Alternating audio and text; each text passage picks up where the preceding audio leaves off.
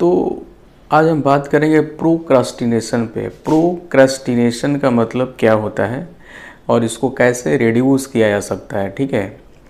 क्योंकि एक बच्चे ने कमेंट किया था, सर प्रोक्रास्टिनेशन पे जो है आप जो है एक वीडियो अपलोड करें, बताएं इसके बारे में। देखिए, प्रोक्रास्टिनेशन का मतलब होता है, यहाँ पर मिल गया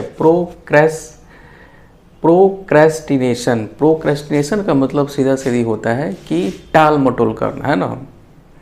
किसी काम को अब करना है लेकिन आप उसको क्या कर रहे हो, टाल रहे हो। जैसे मान लेते हैं कि आपको आपने प्लान किया है कि 1 तारीख से हमको क्लास जाना है, 1 तारीख से आपको कहाँ जाना है, क्लास करना है, लेकिन आप टाल मटोल करते करते उसको 2 तारीख किए, 3 तारीख किए और 5 तारीख से क्लास जाना शुरू किए। तो ये क्या हो गया, प्रोक्रेस्टिनेशन हो गया, ठीक है।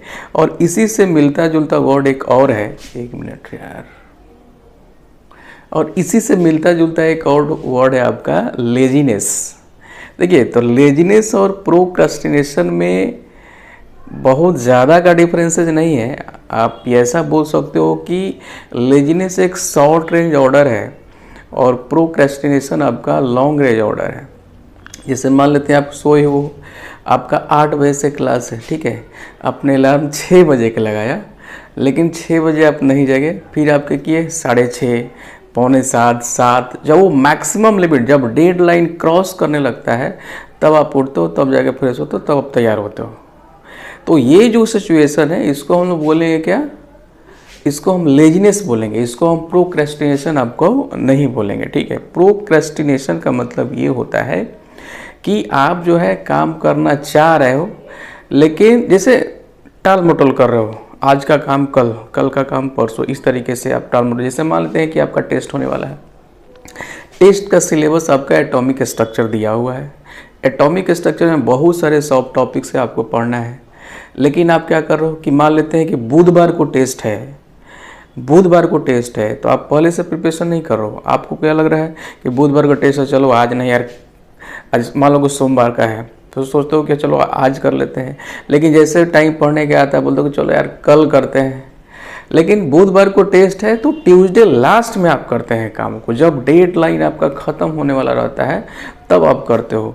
तो ये प्रोक्रेस्टिनेशन के अंदर आता है, इसको हम लेजीनेस नहीं बोलते हैं। लेजीनेस कहने का मतलब ये होता है, वो शॉर्ट रेंज के लिए होता है, बहुत कम टाइम के लिए होता है, कि सामने कोई काम है, करना है लेकिन नहीं कर रहे हैं, तो वो आपका लेजीनेस उसको बोलेंगे। लेकिन अगर लॉन्ग रेंज पर है, लॉन्ग डिस्टेंस पर कोई वर्क है, उसके लिए आप टाल मटोल कर रहे हो, तो आपका प्रोक्रेस्टिनेशन करोगे आप, आपको करना है वो, लेकिन कब करोगे, डेडलाइन पे करोगे। जैसे आप लोग 9, 10 में या 11, 12 जो भी आप बच्चे हैं या कुछ भी, आपको मान लीजिए कोई असाइनमेंट दिया गया, अब असाइनमेंट दिया गया आपको कंप्लीट करना है।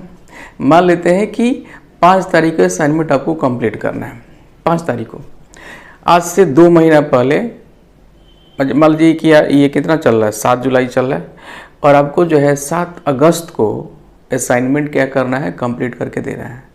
लेकिन आप क्या कर रहे हैं, 7 अगस्त को सबमिट करना है, लेकिन प्रोक्रेस्टिनेट करते करते करते करते जब डेडलाइन आ जाता है, अगस्त आ जाएगा, तब आप लिखना शुरू करोगे और 7 तारीख को जाके जमा करोगे। तो ये प्रोक्रेस्टिनेशन हो गया। प्रोक्रेस्टिनेशन का लगता है कि एक बेनिफिट ये भी है हमारे अकॉर्डिंग कि इसमें आपकी एफिशिएंसी ज़्यादा रहती है। प्रोक्रेस्टिनेशन मतलब जो काम आपको 4 महीने में करना है, आप उसको 2 दिन में कंप्लीट करके कर दे रहे हो, दे रहे हो, जमा कर रहे हो। तो एक तरीके से देखा जाए तो एक बेनिफिट भी है, लेकिन ज़्यादातर चीज़ें इसमें क्या है, निगेटिव है। इस कारण से इस चीज़ को अगर अवॉइड किया जाए तो ज़्यादा बेहतर होगा आपके लिए। तो हम आपको बता रहे हैं कि प्रोक्रेस्टिनेशन को कैसे रिड्यूस किया जाए, कम किया जाए, आपके पॉइंट ऑफ व्यू से, मतलब जो भी स्टूडेंट्स हैं उनके लिए बेसिकली हमने बनाया है। हालांकि सबके लिए वैलिड है, मान लेते कोई भी कोई काम कर रहा है सबके लिए वैलिड है, लेकिन पॉइंट ऑफ व्यू आप ही का है। तो पहला, हाउ टू रिड्यूस इट, कैसे इसको रिड्यूस किया जाएगा। तो don't expect perfect environment, don't expect perfect environment. बहुत सारे बच्चे क्या करते हैं कि इससे उनको पढ़ना है, अब पढ़ने के लिए क्या चाहिए, टेबल चाहिए, कुर्सी चाहिए, किताब चाहिए, पंखा चाहिए, सब कुछ चाहिए उनको। उनको लगता है, मान लेते हैं रूम में गए, बेड पड़ा हुआ, चेयर नहीं है, वो कहते हैं कि यार चेयर आ जाएगा, चेयर आने के बाद जो है पढ़ाई स्टार्ट करेंगे। जब चेयर आ जाएगा तो उसके बाद टेबल आ जाएगा, तब उसके बाद हम पढ़ाई स्टार्ट करेंगे। जब टेबल आ जाएगा तो बोले कि थोड़ा सा रूम फ्रेश व्रेश हो जाता है, जब क्लास स्टार्ट होगा उसके बाद स्टडी हम स्टार्ट करेंगे। तो ये सब क्या होता है, आप परफेक्ट कंडीशन के चक्कर में, परफेक्ट इन्वायरमेंट के चक्कर में है, तो परफेक्ट इन्वायरमेंट कभी भी आपको नहीं मिलने वाला है, क्योंकि इन सब चीज़ों का जो रिक्वायरमेंट होता है कभी कंप्लीट नहीं होता है। ये आप रियलाइज़ भी किए होंगे कभी। तो परफेक्ट इन्वायरमेंट के चक्कर में कभी मत रहिए कि हमको परफेक्ट इन्वायरमेंट कभी भी मिल सकता। 100% परफेक्ट इन्वायरमेंट आपको कभी नहीं मिलेगा। आपको लगेगा यार क्या कर देते हैं कि रूम पार्टनर यार अच्छा नहीं है, रूम पार्टनर अगर अच्छा मिल जाता तो हम पढ़ाई स्टार्ट करते। अब आप इस चक्कर में क्या करते हो, उसको डिले करते जाते हो, पीछे छोड़ते जाते हो, प्रोक्रेस्टिनेट करते जाते हो कि आज वाला कल, कल वाला परसों में, मतलब इस चक्कर में आप बहुत पीछे होते जाते हो। तो कभी भी परफेक्ट इन्वायरमेंट का चक्कर मत रहिए। जो इन्वायरमेंट आपके पास है उसी इन्वायरमेंट में काम करने का कोशिश करिए आप लोग, ठीक है। दूसरा, growth mindset oblique fear of failure.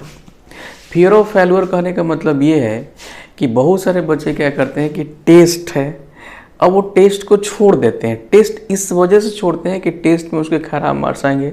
खराब मार्क्स आएगा तो कहाँ जाएगा, गार्जियन के पास एसएमएस के थ्रू भेजा जाएगा, तो वहाँ से फिर डांट सुनना पड़ेगा। तो फेल्यूर होने का जो फियर है माइंड में जो बैठा हुआ है, उसके वजह से बच्चे टेस्ट नहीं देते। जैसे पिछला साल बहुत सारे बच्चे टेस्ट सीरीज नहीं देने गए थे। कुछ बच्चे वैसे भी थे जो लगातार टेस्ट नहीं दिए, इस वजह से कि एसएमएस घर पे जाएगा तो उनका पूरा पोल खुल जाएगा इस वजह से भी टेस्ट नहीं दिए। That is the fear of failure. लेकिन फियर ऑफ फेल्यूर के अंदर एक चीज़ आपका छिपा हुआ, ग्रोथ माइंडसेट। ग्रोथ माइंडसेट, अगर आपके पास ग्रोथ माइंडसेट है, आप ठीक है पहला टेस्ट आप दोगे, दूसरा दोगे, तीसरा फेल करोगे, कम मार्क्स आएंगे।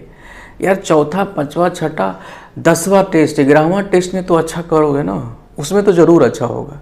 तो ये जो माइंडसेट आपका होना चाहिए ना, ग्रोथ माइंडसेट, इस तरह का माइंडसेट होना चाहिए कि हाँ पहले में नहीं आएगा, दूसरे में नहीं आएगा, तीसरे में आएगा, 9वां, 10वां, 11वां, 12वां टेस्ट में तो ज़रूर अच्छे मार्क्स आएंगे।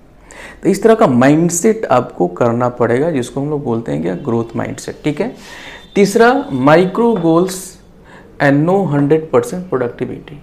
माइक्रो गोल्स कहने का मतलब ये होता है कि जो कुछ भी आपको स्टडी करना है उसको छोटा छोटा प्लान में बनाइए, छोटा छोटा प्लान बनाइए उसका, छोटे छोटे ड्यूरेशन के लिए प्लान आप बनाएं। जैसे 24 आवर्स का आप प्लान बना सकते हैं। 24 आवर्स में प्लान बनाइए कि हमको जो है ये चैप्टर, फिजिक्स में ये चैप्टर, केमिस्ट्री में ये चैप्टर, बायोलॉजी में ये चैप्टर हमको कंप्लीट करना है। माइक्रो गोल्स बनाइए, छोटा छोटा गोल्स बनाइए। ऐसा नहीं कि 24 घंटे का प्लान होता है। कि जब आप प्लान बनाते हैं तो उस समय एनर्जी लेवल आपका क्या होता है, मैक्सिमम होता है, तो लगता है कि सारा चीज़ एक बार में हो जाएगा, लेकिन ऐसा होता नहीं है। धीरे धीरे आपका एनर्जी लेवल डाउन होते जाता है, और एनर्जी लेवल डाउन होगा तो प्रोडक्टिविटी 100% आपको नहीं मिलेगा। इस कारण से माइक्रो गोल, 24 घंटे के लिए प्लान अगर आप बनाते हो तो छोटा छोटा गोल बनाइए, धीरे धीरे उसको आप धीरे धीरे इंक्रीज करिए और धीरे धीरे इंक्रीमेंट करिएगा तो हो जाएगा आपको अच्छे से। तो छोटा छोटा गोल बनाइए, और एक 24 आवर्स का हम कहें कि आप लोग प्लान बनाइए पर डे का। और उस प्लान जो भी आप बनाते हैं, माइक्रो गोल्स इसीलिए हमने, जो भी प्लान आप लोग बनाते हैं, ये कभी मत ये चक्कर में ना कि 100% वो हमेशा कंप्लीट हो जाएगा। हो सकता है कि वो 60% पहली बार में कंप्लीट हो सकता है पहली बार में 50% ही कंप्लीट हो, या हो सकता है किसी किसी से 100% भी हो सकता है। तो उसमें घबराना नहीं है। अगर 50%, 40%, 30%, ये धीरे धीरे इम्प्रूव होगा, ठीक है। तो कभी भी 100% प्रोडक्टिविटी अगर नहीं होता है तो उसमें घबराने की बात नहीं है। इसलिए हम लोग नो 100% प्रोडक्टिविटी, आप 100% गोल को आप अचीव नहीं कर सकते हैं। ये जनरली होता है, कोई बच्चा कर रहा है तो बहुत अच्छी बात है उसमें। चौथा, set reward after completion of target. ये एक अपने आप को रिवार्ड करने जैसा है। जैसे मान लेते हैं कि आपने 24 आवर्स का प्लान बनाया, या 3 घंटे का ही प्लान बनाया आपने कि ये चैप्टर हमको कंप्लीट कर देना है।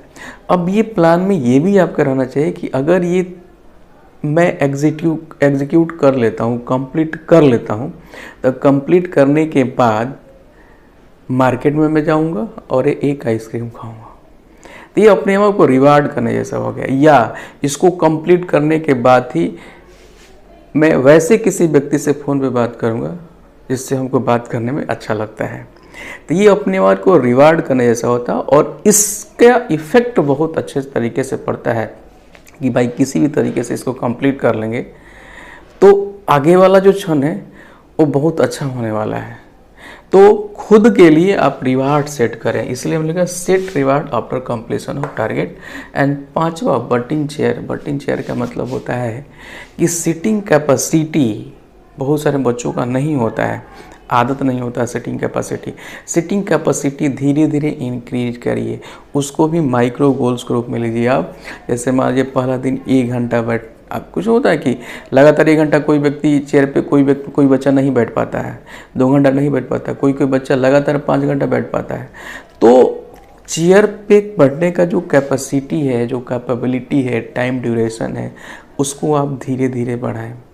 और जैसे चेयर और टेबल आपके पास रहता है तो एक इन्वायरमेंट भी बनता है पढ़ने का, तो ये बहुत बड़ा फैक्टर है बटिंग चेयर भी। तो इन 4-5 चीज़ों पर फोकस करें आप। आपका प्रोक्रेस्टिनेशन का जो भी नेचर रहा है पहले, वो रिड्यूस हमारे ख्याल से ज़रूर होगा। तो आप लोग इसको करिएगा।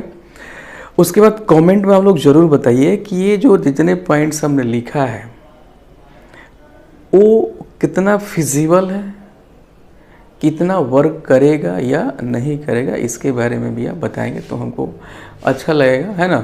और सब लोग कमेंट करें तो थोड़ा सा ठीक लगता है, क्योंकि प्रोक्रेस्टिनेशन के बारे में हम जो है नहीं सोचते कि इस पर हम वीडियो बनाएंगे कभी, क्योंकि बच्चा लिखा था कि सर इस पर वीडियो बनाए, तो हमने सोचा कि चलो यार कर देते हैं, मतलब नहीं तो इसके बारे में मैंने कभी नहीं सोचा कि इस पर भी आदमी वीडियो बनाएगा, ये करेगा। बाकी नेक्स्ट टाइम कुछ अलग, मतलब पढ़ाते पढ़ाते अब यार ये मतलब कुछ अलग चीज़ ऐसा बोलो जिससे वो कनेक्टेड भी हो स्टडी से, आपको बेनिफिट पहुँचे, कुछ वैसा चीज़ आप बताएं, उस पर हम कोशिश करेंगे शॉर्ट टाइम में इफ़ेक्टिव वीडियो बनाने का। ठीक है, ओके, थैंक यू।